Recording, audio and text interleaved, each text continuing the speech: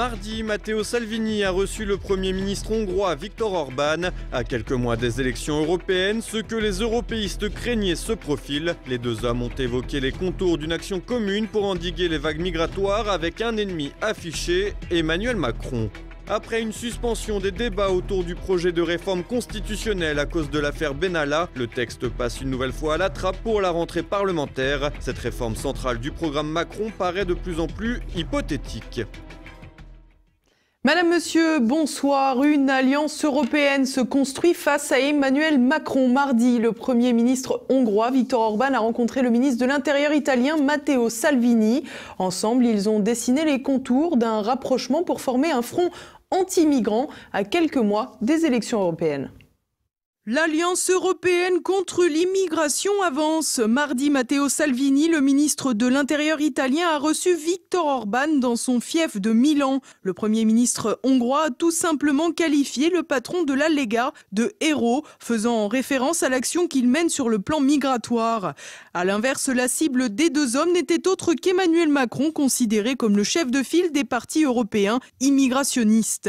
Ce que les élites bruxelloises redoutaient semble donc peu à peu se réaliser, alors que les pays du Visegrad, la Hongrie, la Slovaquie, la République tchèque et la Pologne restaient isolés à l'est de l'Union européenne. Malgré l'aura grandissante d'Orban, la fronde anti-immigration a désormais rejoint le cœur de l'UE avec l'Italie, qui compte parmi les pays fondateurs. Il faut dire que l'Italie et la Hongrie partagent un même problème. Tous deux pays frontaliers de l'UE, ils sont en première ligne des entrées de clandestins. C'est d'ailleurs pour cette raison que Matteo Salvini n'a pas hésité à rappeler à Emmanuel Macron ses obligations. En effet, le ministre de l'Intérieur italien a estimé que derrière ses grands discours, le président français manquait de solidarité en ayant fermé la frontière avec l'Italie à Vintimille et Menton. Un pied de nez du patron de la Lega à celui qui ne loupe pas une occasion de critiquer l'action du gouvernement italien. Et sur la fronde anti-Macron, le moins que l'on puisse dire, c'est qu'Orban et Salvini sont sur la même longueur d'onde. Pour les deux hommes, l'Union européenne est désormais coupée en deux. D'un côté, les souverainistes soucieux d'endiguer l'immigration illégale et de l'autre, ceux qui soutiennent et entretiennent les flux de clandestins permanents. Orban n'a d'ailleurs pas manqué pour l'occasion de cibler à nouveau George Soros, l'un des principaux mécènes mondialistes dont les antennes hongroises ont été fermées. Un désaccord se fait toutefois sentir entre les deux dirigeants européens. Orban reste fermement opposé à la politique de quotas pour les clandestins arrivés sur le sol européen, tandis que Matteo Salvini plaide pour son application depuis son accession au pouvoir. Et pour cause, si la Hongrie est parvenue à fermer ses frontières grâce à la construction d'un mur et à exfiltrer une grande partie des clandestins de son territoire, ce n'est pas le cas de l'Italie. L'autre vice-président du Conseil, Luigi Di Maio, du mouvement 5 étoiles, a d'ailleurs déclaré lundi qu'il estimait que les pays qui refusaient la répartition ne devraient pas recevoir les contributions de l'Union européenne. Mais si les médias se plaisent à insister sur ce désaccord ponctuel, il n'en reste pas moins que les convergences entre les deux hommes sont légion. Orban et Salvini ont bien l'intention d'incarner un nouvel élan pour les élections européennes de mai prochain. Reste à savoir ensuite comment s'organiseront les différentes factions au sein du Parlement européen.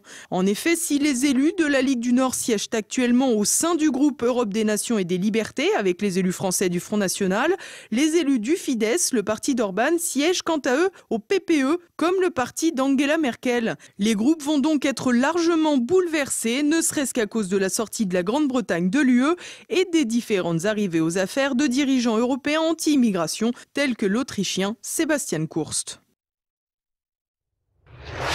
Fumer tue, tout le monde connaît ce slogan, mais après plusieurs décennies de lutte contre le tabac, avec notamment la chasse aux fumeurs dans les lieux publics, les résultats produits sont inégaux en Europe. Olivier Frère-Jacques.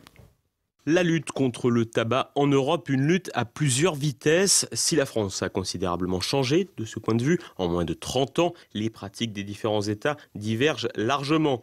Un pays du vieux continent aura été pionnier en la matière, la Bulgarie, où fumer est interdit dans les lieux publics, les cafés et les restaurants, avec quelques exceptions seulement, et cela depuis 1974. Chez nos voisins allemands, les restaurateurs ont de leur côté eu le droit de conserver une salle fumeur à condition que celle-ci soit séparée de la pièce non-fumeur, ce qui n'empêche pas bien souvent d'exposer les non-fumeurs à la fumée. D'autres États comme le Luxembourg ont opté pour des interdictions horaires, laissant ainsi les lieux non-fumeurs aux heures de repas. Le Portugal a pour sa part maintenu des salles fumeurs dans les théâtres et les cinémas. Les Les Espagnols ont de leur côté mis en place un quota de chambres d'hôtel pour les non-fumeurs. Concernant les lieux de travail, les différents pays d'Europe connaissent une évolution assez harmonieuse sur la question. Et si quelques pays ont légiféré sur la question, interdisant formellement la cigarette au travail, d'autres, comme l'Allemagne ou le Luxembourg, laissent aux employeurs le soin de traiter de la question.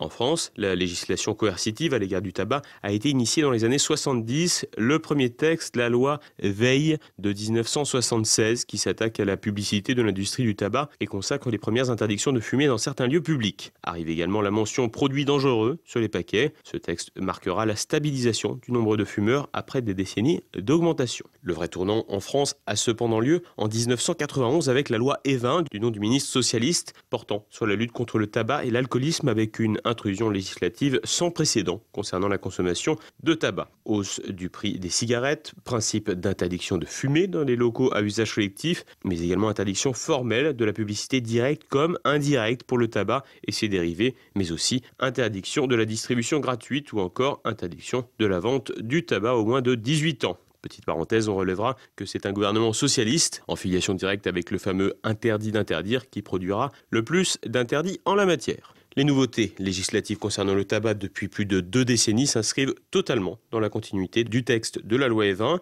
Et si l'interdiction de fumer dans les espaces clos semble largement acquise aujourd'hui, les terrasses et les espaces de plein air demeurent bien souvent enfumés, résultat inévitable de l'interdiction dans les espaces publics. Reste qu'en 30 ans, le nombre de fumeurs ne cesse de baisser en France et les pouvoirs publics ont réussi, à tort ou à raison, à faire changer une pratique quotidienne et quasi culturelle de plusieurs millions de Français. Et il faudra attendre un peu pour la révision constitutionnelle. Le gouvernement a encore repoussé ce point central du programme d'Emmanuel Macron à l'occasion de la session de rentrée de l'Assemblée nationale. Olivier Frère-Jacques.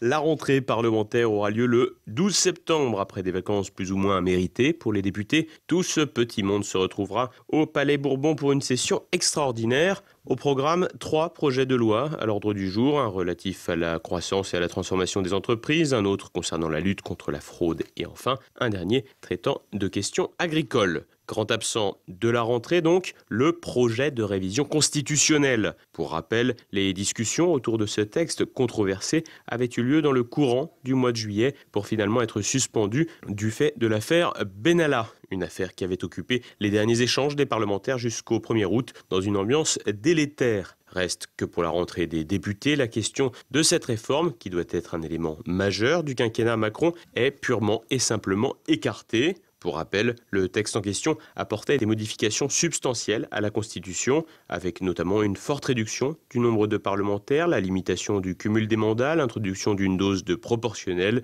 des modifications de procédure dans le jeu parlementaire et quelques accessoires pour se donner une coloration démocratique, voire carrément démagogique, à l'image d'un prétendu renforcement du pouvoir du contrôle du Parlement, un droit à la pétition censé être plus ouvert ou encore une réforme du Conseil constitutionnel et l'inscription de la Corse dans la Constitution. Une réforme qui alliait donc des éléments de rupture, comme le nombre de parlementaires, avec des gadgets faisant croire à l'importance de l'Assemblée nationale et de l'initiative citoyenne dans un régime politique français qui a tout en pratique du régime semi-présidentiel. Un peu fragilisé, après une année d'exercice du pouvoir, Emmanuel Macron et ses équipes semblent jouer la montre. Et si le président a affirmé la semaine dernière sa volonté de poursuivre le déploiement de ses réformes, gageons que l'exécutif attendra d'être sûr de son coup pour représenter son projet de réforme devant l'Assemblée nationale, puis devant le Congrès.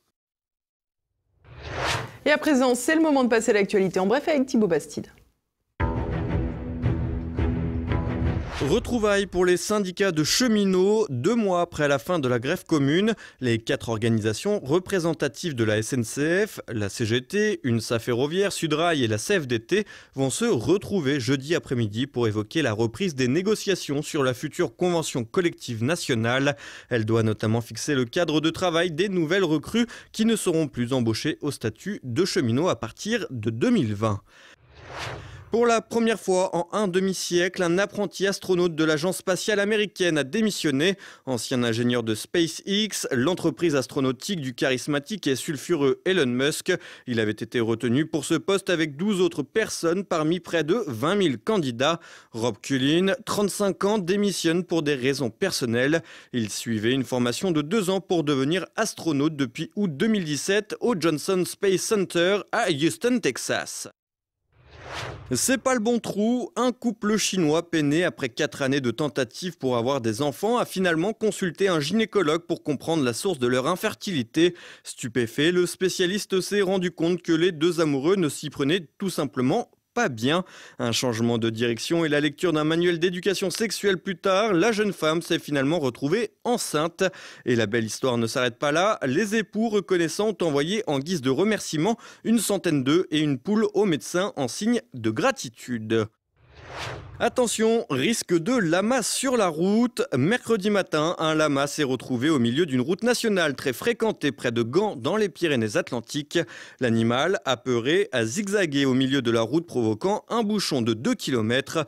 Alertés, les pompiers et les gendarmes ont tenté de maîtriser le lama. Il a finalement été rattrapé et remis à son propriétaire. Et à présent, c'est le moment de notre Zoom du jour. TV Liberté reçoit Gilles Meynet pour la présentation de son ouvrage « En finir avec Onfray » aux éditions Champvallon, une critique philosophique à l'encontre de Michel Onfray, qualifié par l'auteur de libéral libertaire, bobo, adoubé par le système. Depuis toujours, il est pour la démocratie. Alors là, il y a peut-être encore un retournement de veste facile de sa part. Mais pour lui, je veux dire, encore une fois, je le redis, la démocratie, c'est la solution à tous les problèmes. Hein, c'est le peuple, c'est la novlangue, etc. Et donc là, il a bon dos de la critiquer après avoir l'avoir tant vanté. C'est comme pour le tragique, il a retourné sa veste. Maintenant, il est tragique, il n'était pas du tout avant, puisque vous voyez bien que le tragique est complètement antithétique avec son concept majeur d'hédonisme. Il est contre les bobos, alors qu'il a produit, à mon avis, des bobos en quantité multitudinaire. Et voilà, et puis tout de suite, une nouvelle chronique de la France de Campagnol avec Christian Combaz. Et c'est maintenant le moment de se quitter. Merci pour votre fidélité. À demain. Bonsoir.